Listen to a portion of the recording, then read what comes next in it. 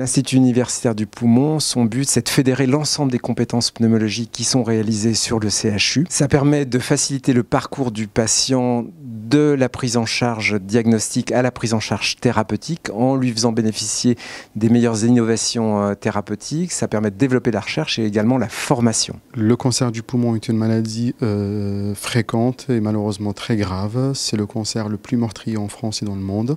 Raison pour laquelle le CHU Dijon-Bourgogne s'organise pour offrir une meilleure offre de soins qui va de la prise en charge jusqu'à l'offre thérapeutique avec les traitements les plus innovants.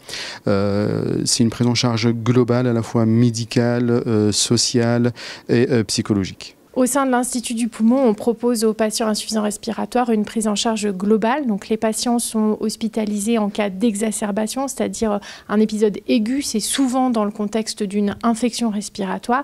Aux soins intensifs respiratoires, ils peuvent bénéficier de tous les types d'assistance respiratoire possibles qui vont de la ventilation mécanique invasive à la ventilation non invasive au masque et à l'oxygénothérapie à haut débit. Les patients qui doivent bénéficier dans ce contexte d'une trachéotomie sont ensuite pris en charge en unité de sevrage ventilatoire avec une kinésithérapie intensive et une prise en charge spécifique de la trachéotomie pour retrouver une autonomie avant le retour au domicile.